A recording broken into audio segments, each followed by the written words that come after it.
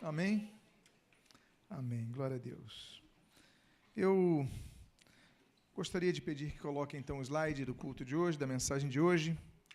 Eu quero falar de um personagem, numa reflexão, prometo ser breve nesta noite. Quero falar a respeito de Caleb. Eu quero convidar a você a abrir a sua Bíblia. No texto que você lê em tela, mas você pode acompanhar na sua própria Bíblia, no livro de Josué, capítulo de número 14. Josué, capítulo de número 14. E quando você encontrar o texto, aqueles que puderem, por favor, se colocar de pé, que assim possam proceder. Josué, capítulo de número 14. Eu gostaria de ler os primeiros 5 versículos, os quais as Escrituras Sagradas assim declaram: são estas as heranças que os filhos de Israel tiveram na terra de Canaã, o que Eleazar, o sacerdote, e Josué, filho de Num, e os cabeças dos pais das tribos dos filhos de Israel lhes fizeram repartir sobre a sua sorte da sua herança, como o Senhor ordenara por intermédio de Moisés, acerca das 9 tribos e meia. Porquanto as 2 tribos e meia já dera Moisés herança além do Jordão, mas aos levitas não tinha dado herança entre os seus irmãos. Os filhos de José foram 2 tribos, Manassés e Efraim. Aos levitas não deram herança na terra, senão cidades em que habitassem e aos seus arredores para o seu gado e para a sua possessão. Como o Senhor ordenara a Moisés, assim fizeram os filhos de Israel e repartiram a terra. Oremos. Pai amado, lemos a tua santa e preciosa palavra e pedimos, Deus, fale conosco nesta noite. O que nós pedimos, nós fazemos agradecidos em nome de Jesus. Amém e amém. Os irmãos podem tomar os seus assentos. Uma das promessas trazidas a Israel quando da saída do Egito, a posse da terra prometida, era que Deus não apenas os levaria a uma terra onde manava leite e mel, mas que também eles tomariam posse dessas terras e as dividiriam entre as 12 tribos. Nós sabemos que 2 tribos e meia preferem não cruzar o Jordão, se acomodam, não querem conquistar a terra, mas 9 tribos e meia, elas decidem avançar ao Jordão. Elas sabiam que enfrentariam grandes adversários, então elas ultrapassaram o Jordão. Mas os irmãos se lembram que houve um episódio, quando da conquista de Jericó, havia um temor, um receio muito grande quanto da jornada. Afinal de contas, eram grandes guerreiros, grandes homens. E Moisés já vinha de muitas batalhas, já havia um desgaste, eles estavam para cruzar o rio. E aí mandaram então os 12 espias. Eu não vou pregar sobre os 12 espias, vocês já conhecem muito bem essa história, mas apenas para rememorar que dos 12 espias, 10 trazem um relato preocupante. São pessoas grandes, são gigantes, são bem armados, as colunas são bem largas. Olha, a gente não tem chance. Vamos ser destruídos, vamos ser esmagados. Mas 2 dos 12 espias, que são Josué e Caleb, eles trazem uma perspectiva positiva, ainda que numa minoria. Olha, Deus está conosco, nós vamos lá, nós vamos conseguir e tudo mais. Não preciso dizer que o medo se alastra com mais intensidade do que quaisquer aspectos ou notícias positivas. Nós somos assim. Mas depois da declaração de Josué e Caleb, Moisés então toma a decisão, compra a briga, vão à luta, e Deus traz aquela vitória impressionante, vitória completamente espiritual, vitória que é precedida de rodeios, são 13 rodeios pela cidade, diariamente, e ao troque ao clangor das trombetas, aquelas muralhas caem e eles têm uma vitória inesquecível. Talvez a maior marca das vitórias, de todas as vitórias de Israel, tenha sido essa. Até porque venceram apenas tocando trombetas, apenas circulando a cidade. Mas desse episódio que nós aqui rememoramos, nós temos dois nomes que surgem em cena, Josué e Calebe. E nós temos uma perspectiva aqui muito interessante, porque Josué é um homem que vai assumir a governança de Israel, vai assumir a liderança de Israel. Moisés morre, quem assume é Josué. Passa-se o tempo. Josué já não é mais um jovem, Josué já não é mais aquele comandante militar no vigor de suas forças, Josué já é idoso. Passa-se o tempo, e nós lemos o que diz o versículo seguinte, creio que avançou aqui muito. O versículo seguinte, do versículo 6 até o versículo de número 9, nós lemos o seguinte: chegaram os filhos de Judá a Josué em Gilgal, e Calebe, você está lendo o nome no hebraico, Calebe, filho de Jefoné, o quenezeu, lhe disse: tu sabes o que o Senhor falou a Moisés, homem de Deus, em Cades Barneia, a respeito de mim e de ti. Calebe falando a respeito de si e de Josué. Tinha eu 40 anos, quando Moisés, servo do Senhor, me enviou de Cades Barneia para espiar a terra, e eu lhe relatei como sentia no coração. Mas meus irmãos que subiram comigo desesperaram o povo, e eu, porém, perseverei em seguir o Senhor, meu Deus. Então Moisés, naquele dia, jurou, dizendo: certamente a terra em que puseste o pé será tua e de teus filhos, em herança perpetuamente, pois perseveraste em seguir o Senhor, meu Deus. O que me chama a atenção, em primeiro lugar, não é apenas a rememorância que Calebe faz a seu colega de fé, Josué. Josué já é líder há muitos anos, Josué já está idoso, Calebe já está idoso. Mas Josué, de repente, é surpreendido com um pedido de seu amigo Calebe, seu antigo amigo Calebe. Ele fala: oh, meu Deus. E ele fala, Josué e Moisés falam: meu Deus, por que ele não recebe as terras? Nós sabemos que todos os filhos de Jacó recebem terras, menos os filhos de Levi, os levitas. Eles não recebem uma terra propriamente, eles recebem 48 cidades. Mas nesse momento, Calebe está lembrando a Moisés: olha, Moisés me prometeu uma terra. Hebrom é minha terra, ele prometeu para mim, eu ainda não tenho. E Calebe então faz essa lembrança. E por que ele não recebeu, não sei. Alguns supõem que é o fato de que Calebe não era israelita. Calebe, diz o texto que você leu, era quenezeu, filho de quenezeus. Quem eram os quenezeus? Os quenezeus eram uma tribo cananeia. Ou seja, Calebe era de uma tribo que era exatamente a grande inimiga de Israel. Israel acaba com os amalequitas, mas preservam os quenezeus. Parte dos quenezeus permanecem. E a primeira coisa que nós começamos a extrair sobre a vida de Calebe, esse homem que luta pelas promessas de Deus em sua vida, o homem que se junta ao povo de Deus, é que é um homem que vem de uma origem completamente diferente. Ele não tinha as vantagens de ser educado no monoteísmo, ele não tinha as vantagens de ter recebido lá no Egito, ter visto, ter testemunhado as 10 pragas do Egito. Ele não teve a vantagem de ver o mar se abrir.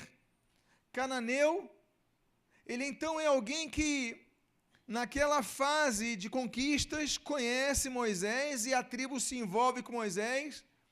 E esse quenezeu, então, adota a visão do povo de Deus. Há promessas de Deus que são dadas a pessoas, não pelas suas origens, não pelas suas raízes. Você pode dizer: pastor, mas eu não fui criado na igreja, eu fui criado na idolatria, eu fui criado na umbanda, eu fui criado no ateísmo, eu fui criado em tantas circunstâncias, espiritismo. Mas ainda assim, Deus pode fazer promessas para a sua vida. Deus é um Deus que não faz acepção de pessoas, Ele quer salvar. Ele quer prometer à sua vida uma transformação que Ele pode prometer, mas Ele tem bênçãos maiores para as suas vidas. Se eu perguntasse aqui quantos nasceram no lar evangélico, eu creio que a maioria não levante o braço. Seja uma minoria, porque Jesus te resgatou, Jesus salvou. Jesus transformou e você hoje tem promessas. Não tem promessas apenas da vida eterna, mas tem outras promessas em vida, como Caleb. Caleb é alguém que entra na história e passa a ter promessas. Mas o que me chama a atenção em Caleb é essa palavrinha em hebraico, que você lê o nome Caleb, em hebraico Caleb. Caleb em hebraico e em cananeu tem um significado que muitos não usariam para dar nome no filho. O significado é cachorro. Eu pergunto aqui, alguém daria o nome do seu filho de cachorro ou de cão? Qual é o nome do seu filho? O nome do meu filho é cão, é um cachorro. Você daria o nome para o seu filho assim? Pois bem. Mas era o nome que deram para esse homem. Esse homem tinha o nome de cachorro, talvez para o maior símbolo que esse animal representa. Porque, afinal de contas, o cachorro representa lealdade. Quem aqui tem cachorro? Quem aqui gosta do seu cachorro? E quem aqui pode testemunhar que o cachorro é leal a você? Nós já tivemos cachorros em casa, quando era criança, já tivemos gatos. E olha, eu posso dizer, o meu cachorro chamava Rex, era um pastor alemão, Rex. E eu já tive uma gatinha chamada Vivi. Eu posso dizer para você que o Rex era fenomenal, mas a Vivi era traiçoeira. Porque a Vivi, eu chegava às vezes em casa, ela se envolvia no meio da minha canela, se espreguiçava na minha canela, falava que coisa gostosa. Mas eu lembro que ela já me arranhou por tão pouco. Eu chegava para fazer um carinho, ela me arranhava. Eu falei, traiçoeira, dou tanto amor e você me oferece isso em troca? Mas o cachorro é um animal que ele tem uma característica muito interessante de fidelidade. E o cachorro, que é o nome Caleb é cachorro, ele tem algumas características que nós devemos observar, até por causa de suas limitações. Por exemplo, você sabia que o paladar do cachorro é muito mais limitado que o paladar do ser humano? Para ser mais exato, o paladar do cachorro é 9 vezes menos depurado que o paladar das pessoas. Por isso que às vezes ele come qualquer coisa e pode comer a mesma comida a vida inteira. Porque o grande lance do cachorro é o olfato, não é o paladar, não é a língua, a percepção que ele tem na língua. Então ele continua comendo a mesma coisa a vida inteira, ele não tem dificuldade em relação a isso. O problema é o paladar. E muitas vezes nós queremos comer tantas coisas diferentes, quando nós temos apenas um alimento que deve nos caracterizar, que é a palavra de Deus.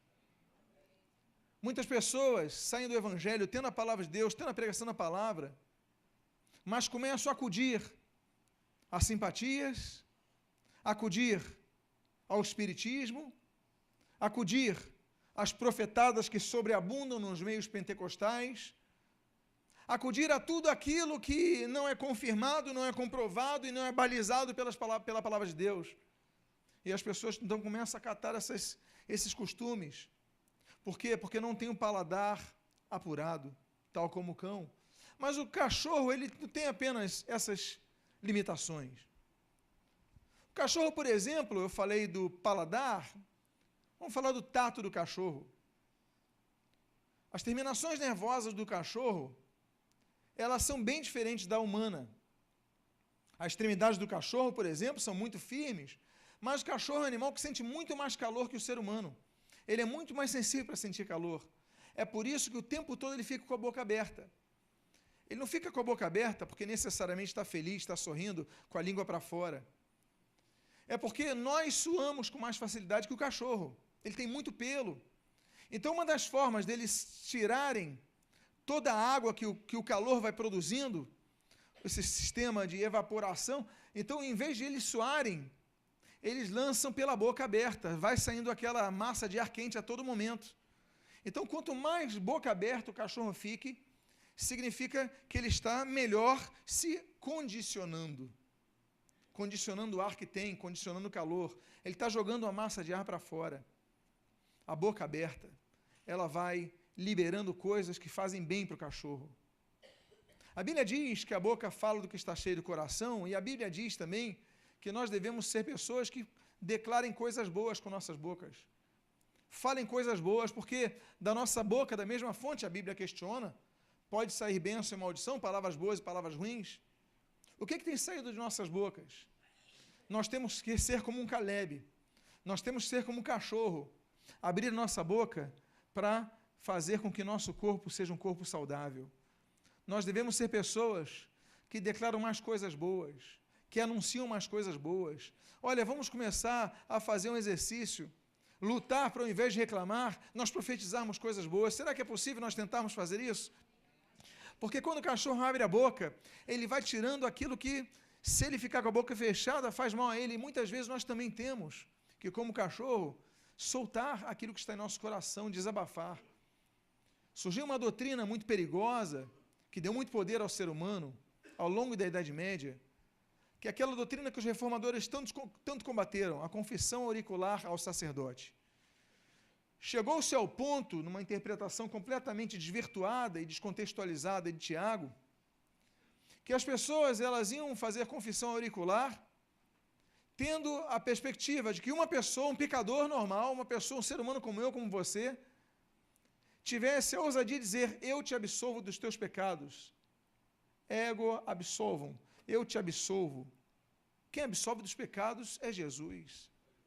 Os reformadores, eles lutaram dizendo sempre a mesma tese. Não, nós devemos orar a Deus, em nome de Jesus, que Jesus é o único mediador entre Deus e os homens. É através de Jesus que nós temos perdão dos pecados. Não é o sacerdote que libera o pecado na sua vida, não é o pastor que libera o pecado na sua vida, não é o padre, não é o bispo, é Jesus quem libera o pecado nas nossas vidas. E um dos grandes lemas da reforma foi esse. E nós precisamos endeusar homens, nós precisamos idolatrar pessoas, dar poder às pessoas. Meus amados, pastores e novos convertidos, diante de Deus, são a mesma coisa. São pessoas que precisam do favor de Deus para serem salvos. Claro que alguns têm mais responsabilidade que outros. Alguns têm mais conhecimento que outros. Quanto mais tempo você tem de evangelho, mais vantagem você vai ter, óbvio. Mas em termos espirituais, nenhum pastor pode dizer: eu te perdoo os pecados. Isso é presunção, isso é pecado, isso é absurdo. É só Jesus que perdoa pecados. Mas, se por um lado nós temos esse extremo do abuso humano para manter as pessoas sobre a rédea e o controle, por outro lado nós temos a importância das pessoas confessarem os seus pecados. A Bíblia diz em Tiago: confessai os seus pecados uns aos outros para que sejam curados, para que sejam salvos. Eu sozo no grego. Então, você tem que ter essa perspectiva de não guardar coisas, você tem que ter alguém para confidenciar. Você tem que ter alguém, uma pessoa que tenha a mesma fé, que tenha maturidade para abrir, porque muitas vezes você guarda aquilo, você fica doente. Seus ossos envelhecem quando você cala a sua boca, não é isso que diz o salmista? Nós devemos, então, por isso que eu falo a importância dos grupos de vida, dos grupos familiares, das células, o nome que você queira usar, a importância desses pequenos grupos, você tem comunhão com os irmãos, para que você possa falar, para que você possa compartilhar. Os pequenos grupos, eles completam a necessidade da igreja, porque no culto você não conversa com pessoas, você só ouve. Você canta, você ouve, você oferta e você vai embora. Mas grupos pequenos você se relaciona, você conversa, você desabafa, você gera amizades. Isso é importante, nós aprendemos com o cachorro, que é isso, a boca aberta para tirar aquilo que senão, se o cachorro ficar com a boca fechada há muito tempo, ele vai ficar doente. Então é um bom sinal o cachorro de boca aberta. Nós vimos sobre o tato do cachorro, nós vimos sobre o paladar do cachorro. O cachorro tem mais uma limitação, mas é interessante. No aspecto visual do cachorro, o cachorro tem uma limitação, porque o cachorro ele é bicromático, ao contrário de nós, que somos tricromáticos.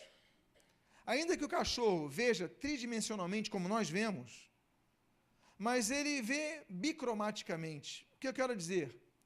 O cachorro enxerga o azul, o amarelo, a soma de todas as cores, que é o branco, e a ausência de todas as cores, que é o preto. Ou seja, o cachorro não consegue ver o vermelho, o verde ou o rosa. Quando a pessoa está de vermelho, verde ou rosa, o cachorro enxerga o branco, que é o somatório das cores. Ele tem uma limitação diurna.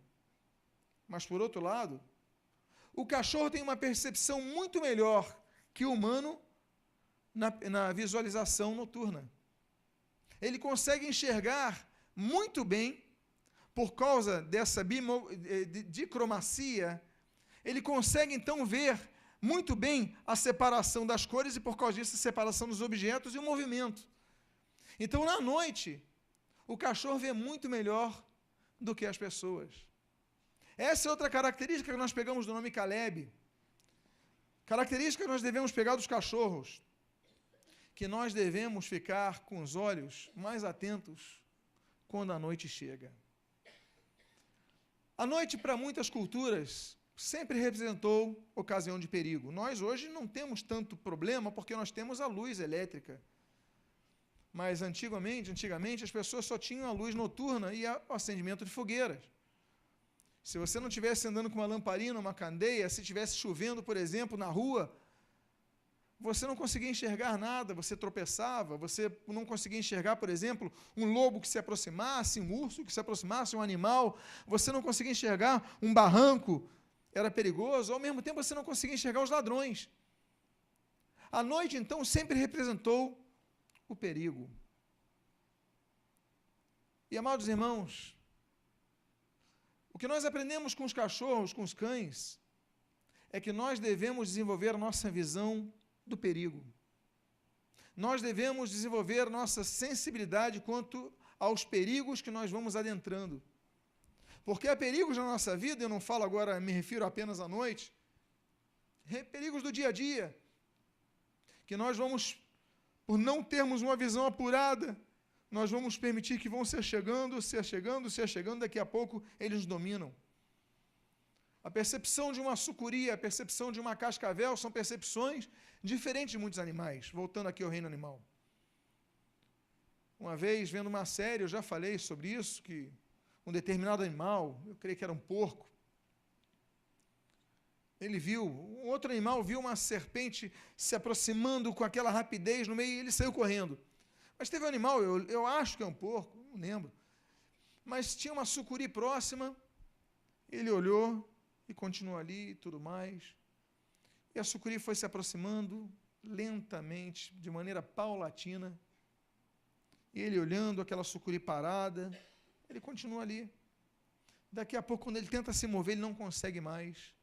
Aquela sucuri já tinha enredado aquele animal, e daqui a pouco aquela sucuri começa a comer aquele animal. Por que que isso aconteceu? Porque ele não se assustou. O choque, às vezes, é importante, o medo, às vezes, é importante, porque nos faz colocar-nos numa posição de defesa. Eu já falei que uma vez, a rainha já dei esse exemplo, me permitam, aos que já ouviram, repeti-lo mais uma vez, mas se aplica ao texto. Uma vez morreu o cocheiro da rainha da Inglaterra, naquela época das carruagens, e fizeram então um concurso por todo o Reino Unido para descobrirem qual seria o melhor cocheiro para servir a rainha. E aí, depois de concursarem todos, separaram 3. E os 3 mais aptos foram para a entrevista do parlamento, porque o parlamento tinha que entrevistar. E eles fizeram uma mesma pergunta. Tinha um caminho, acho que é para o país de Gales, alguma coisa assim, uma curva a curva de Johnston, sei lá o nome, não lembro o nome, mas alguma coisa assim. E era uma curva muito estreita, e a pergunta para o primeiro cocheiro que eles entrevistaram foi a seguinte: vem cá, você, fazendo essa curva com a rainha, você garante a segurança da rainha com qual a distância do barranco? Aí o primeiro cocheiro falou: eu garanto que ela vai ficar viva a 1 centímetro do precipício, eu garanto segurança a ela. Ok, poxa, surpreendente. O outro até aplaudiu de emoção. Que coisa impressionante. 1 centímetro, ele garante a vida. Muito obrigado. Aí chamaram o segundo para a entrevista. Fizeram a mesma pergunta. Ele disse o seguinte: não, eu garanto a segurança da rainha a 20 centímetros. A 20 centímetros? Poxa. Aí o outro falou assim, mas o outro garantiu a 1 centímetro e tudo mais. Esse garante a 20 centímetros, tá bom. Ok, muito obrigado, muito obrigado. E vamos ao terceiro. E chamaram o terceiro, e o terceiro disse o seguinte, olha, eu garanto a segurança da rainha a 1 metro do precipício. O outro falou 1 centímetro, outro falou 10 centímetros, aí falou 1 metro. Ok, agradeceram, se reuniram, e depois chamaram o escolhido. E escolheram o que falou que garantia a segurança da rainha a 1 metro. Os outros que tinham saído um pouco enquanto a deliberação acontecia, perguntaram, mas por quê? O outro é melhor, o outro garante a segurança da rainha a 1 centímetro, o outro a 20 centímetros, 10 centímetros, mas esse daqui é 1 metro. Por que vocês escolheram esse? E eles disseram o seguinte, porque ninguém pode colocar em risco a vida da rainha, por causa da sua própria habilidade. Às vezes nós permitimos que o perigo chegue tão perto, e quando nós vamos ver, ele já nos domina. Nós pensamos que podemos, e quando nós vemos, ele já nos dominou. As pessoas adentram as drogas assim. Começa com vício, vai para o fumo, do fumo vai para a maconha, da maconha vai para a pílula, da pílula vai para a cocaína, da cocaína vai para o crack, e daqui a pouco aquilo que a Bíblia fala no livro de Salmos, um abismo chama outro abismo, a pessoa está completamente presa. Então é importante manter distância. Amados irmãos, o cão ele enxerga melhor que nós, que os humanos, na escuridão. Nós devemos começar a perceber o perigo que nos aproxima, assim como os cães, como o nome Caleb nos diz. Eu falei para vocês sobre paladar. Eu falei para vocês sobre o tato. Eu falei para vocês sobre a visão. E a audição? A audição canina ela é 4 vezes mais apurada do que a humana, e tem um detalhe interessante. O ouvido dele, ele consegue internamente se mexer. Por causa disso, o cão, ao contrário do homem, ele tem a perspectiva de saber de onde vem a direção do som, a distância, muito melhor que a do homem. 1/16 avos mais apurado. Olha só a percepção.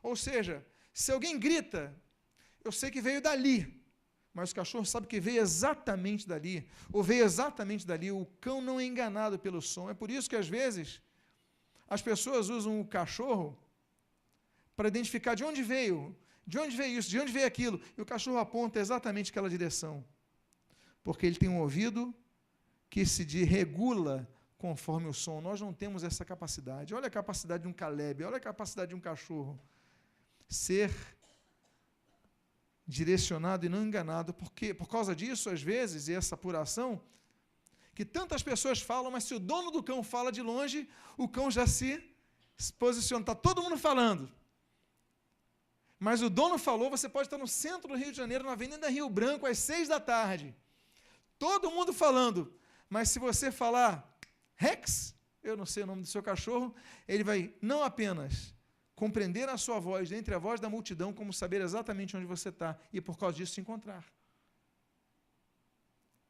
Nós temos o São Bernardo, por exemplo, um cão que é muito usado nos resgates nos países sob neve, que numa perspectiva tão limitada, qualquer ruído, ele consegue ir nessa direção, ele vai, as pessoas pedem. Isso nos lembra que nós devemos estar atentos ao que nós ouvimos, porque nós ouvimos muitas vozes. Nessa época de internet, todo mundo é juiz, todo mundo sabe de tudo, não é verdade? É impressionante.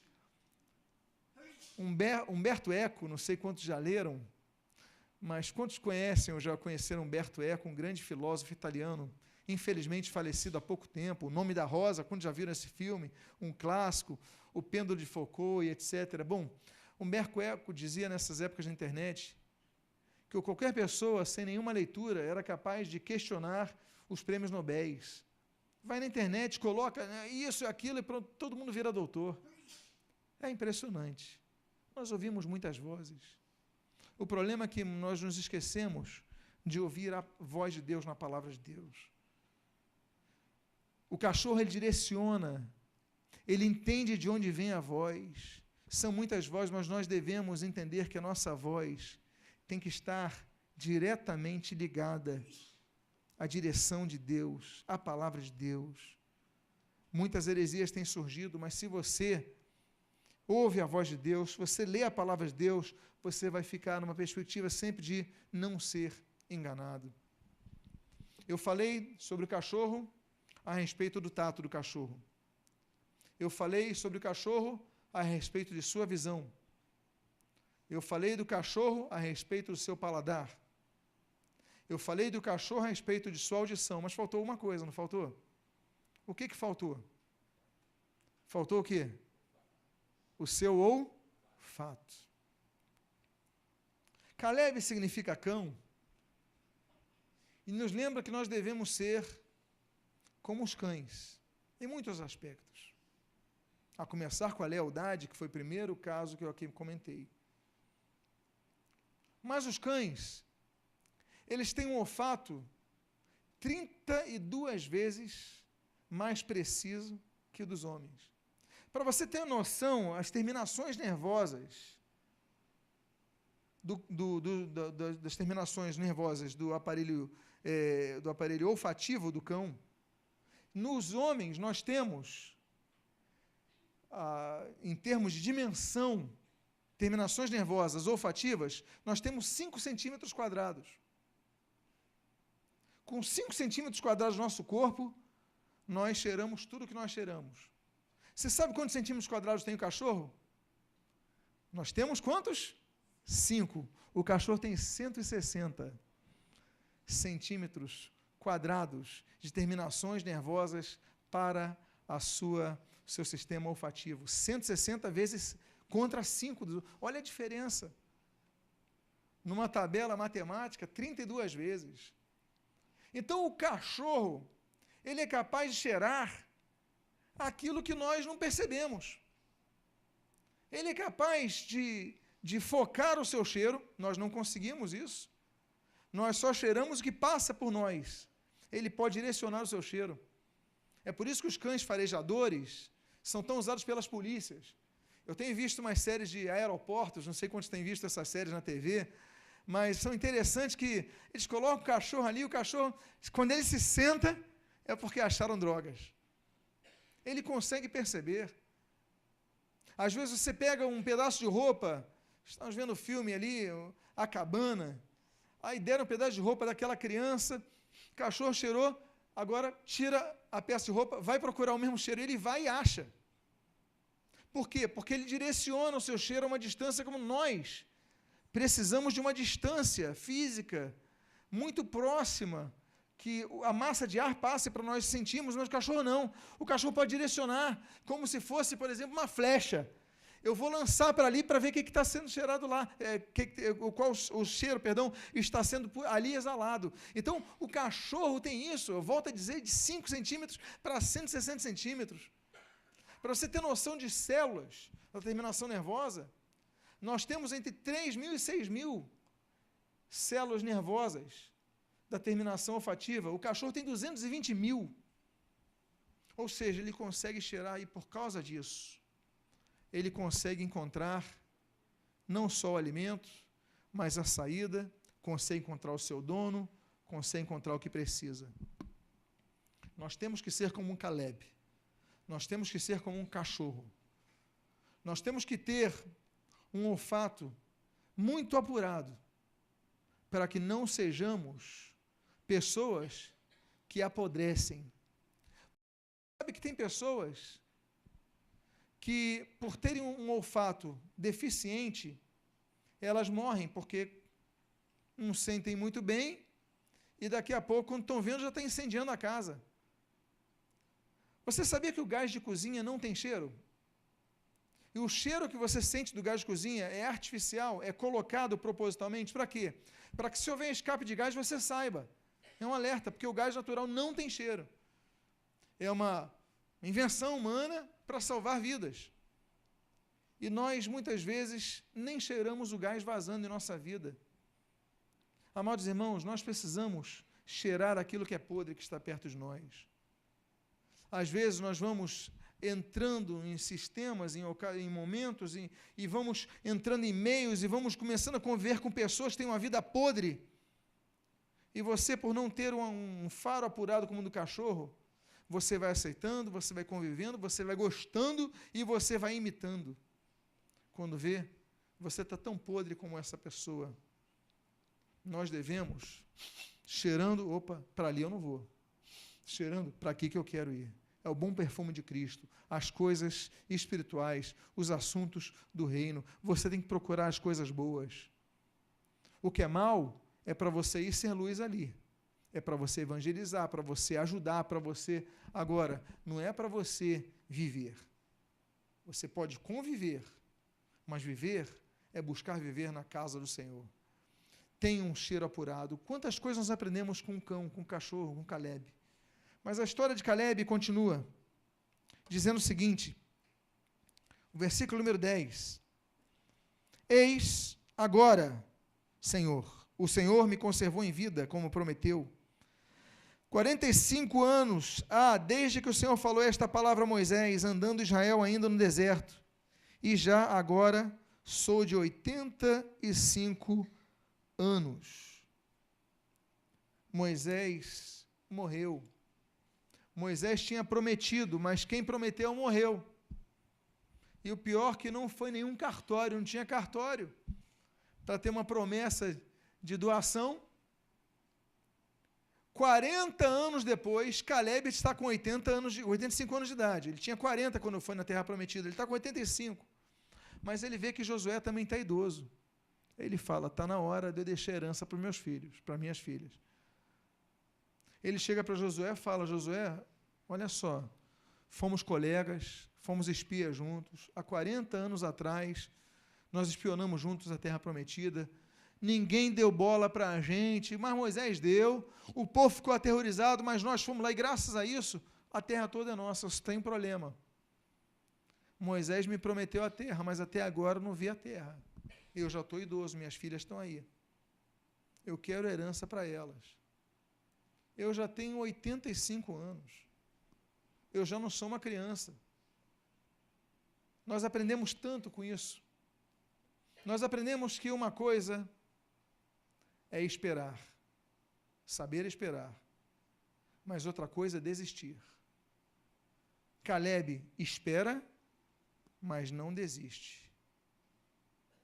Você tem que aprender a esperar, mas os teus alvos de vida você não pode desistir.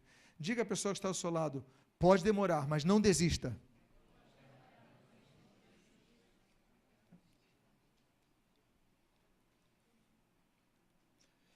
Esperar é uma coisa, desistir é outra. Pastor, eu estou esperando isso daí há tanto tempo.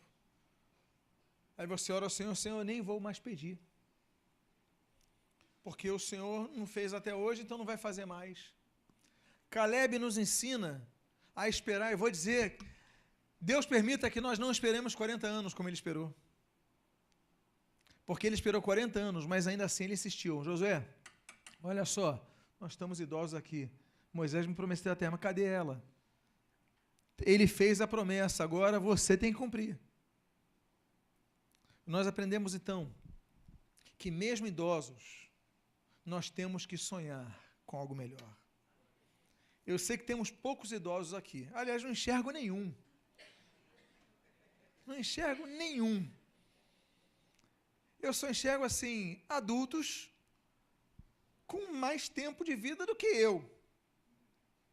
Agora, ainda que você tenha 70, 80, 90 anos, quem disse que é para você deixar de ter sonhos?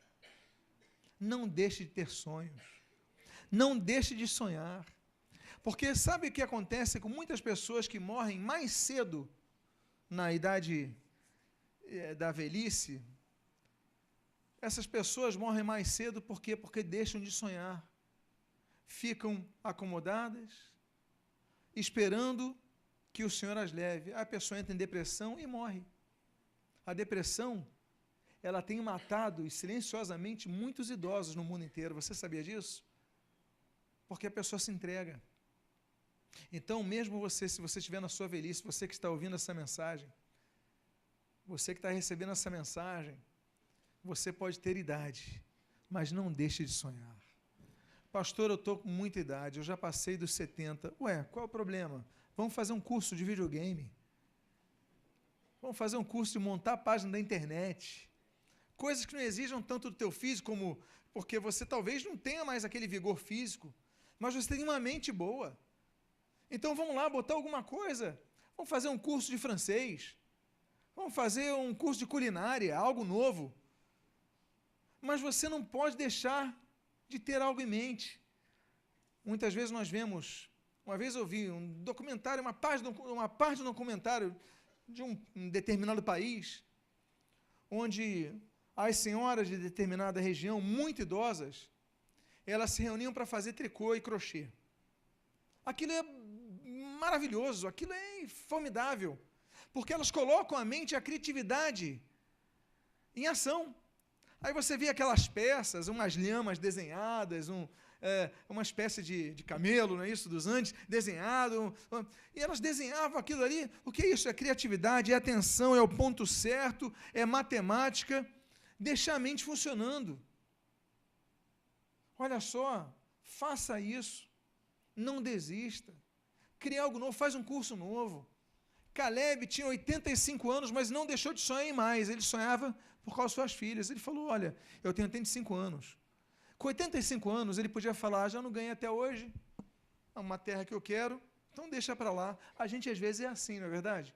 Caleb ensina que nós não podemos ser assim. Não existe deixa para lá com Caleb. Caleb é aquele sujeito que fala assim, ô meu filho, eu tenho 85 anos, mas eu quero o que é meu.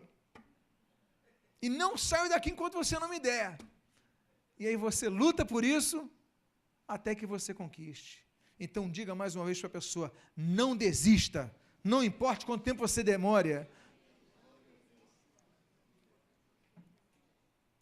Nós aprendemos outra coisa com Caleb.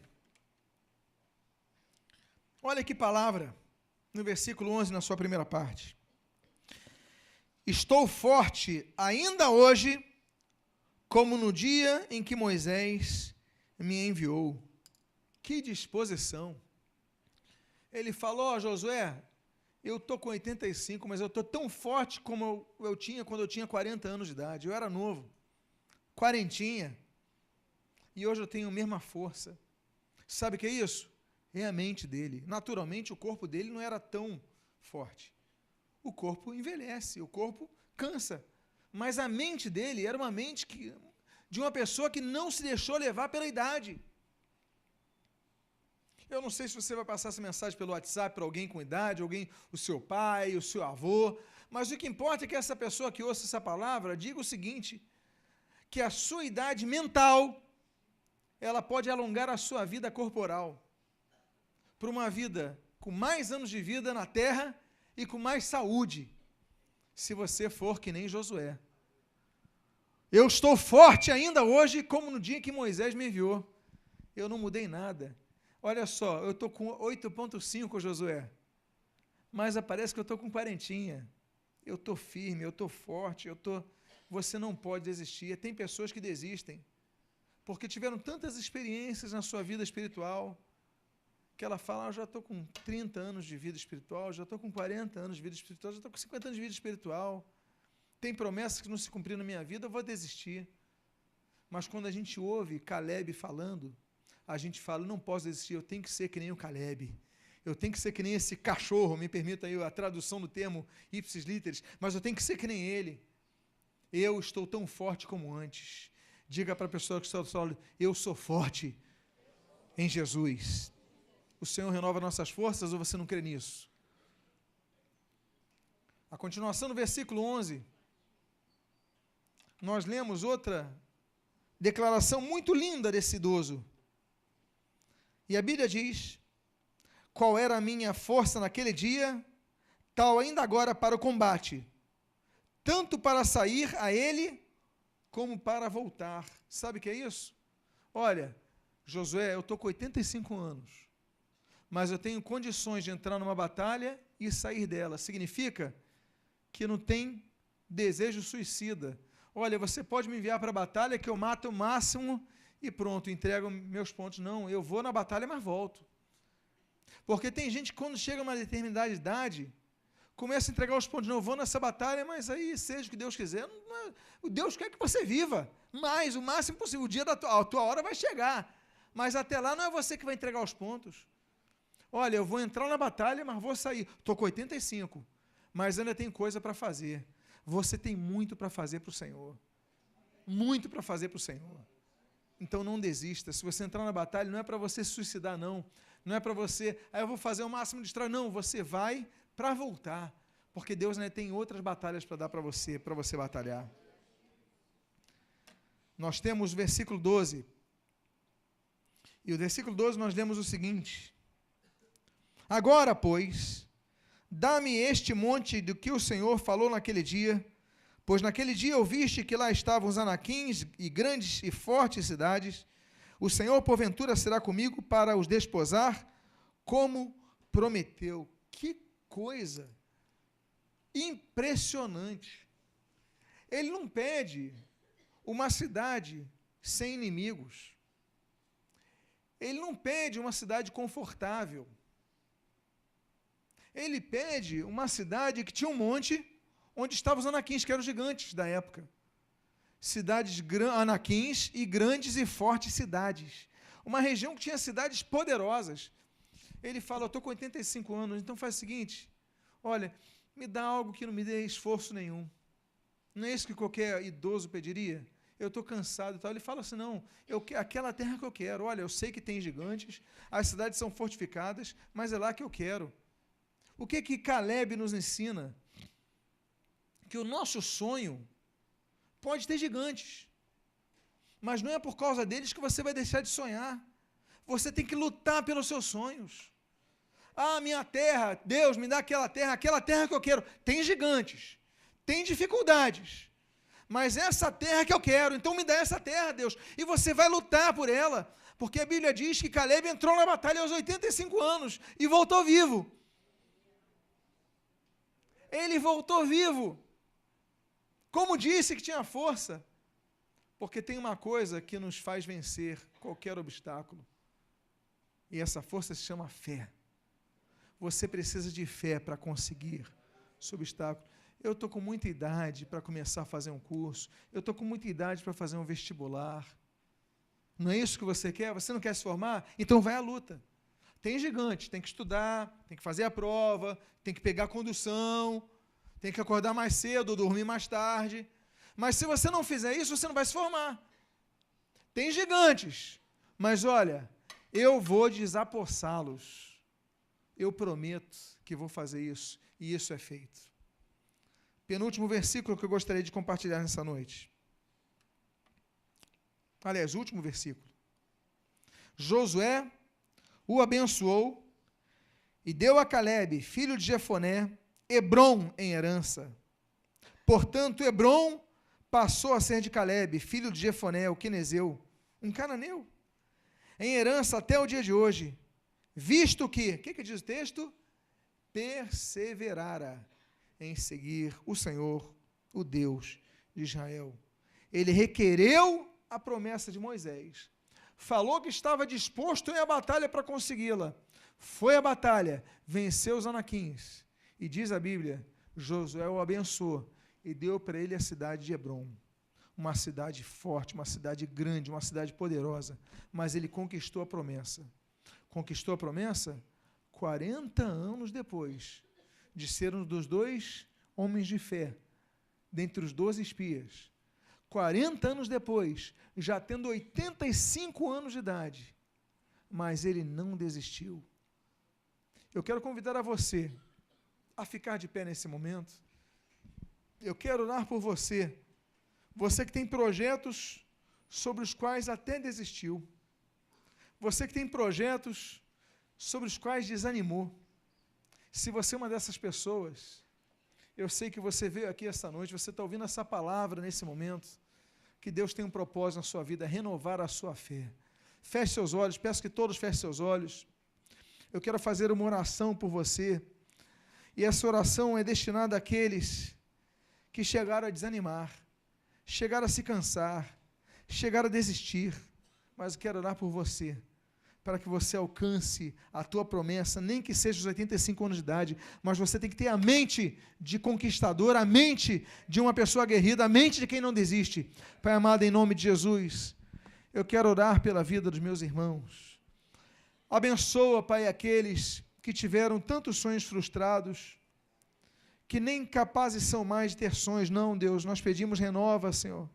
Renova os seus sonhos. Isso foi pregado também de manhã, em outra perspectiva. Renova os seus sonhos, restaura os seus sonhos. E que em nome de Jesus, Pai, eles voltem a pedir a Ti. Deus, cumpre a promessa que fizeste na minha vida, porque Tu fizeste a promessa e és fiel. Pai amado, Caleb esperou 40 anos. Quantas características nós temos do cachorro que nós devemos vencer, como nós vimos ali pelo nome de Caleb. Mas nós pedimos, Deus amado, que em nome de Jesus, venhas abençoar a vida de cada filho Teu, dá vitória, revigora as suas forças, abençoa os Teus filhos, e são as Tuas bênçãos, Deus, que nós pedimos sobre a vida de cada um, que aquele sonho seja restaurado nessa noite, e que aquele pedido que eles têm feito a Ti, que pararam de pedir, eles voltem a pedir nas suas orações, a começar com agora. Deus, dá-me, porque Tu prometestes.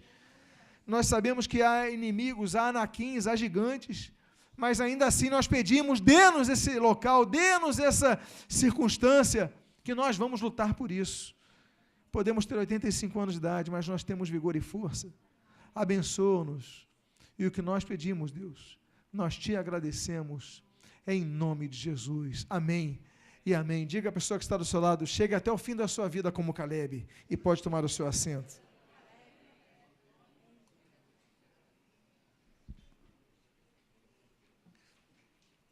Deus abençoe a sua vida rica e abundantemente. Amém, queridos? Chamo aqui o pastor Carlos Carvalho, que vai nos dirigir no abençoador momento de dízimos e ofertas. Que Deus abençoe.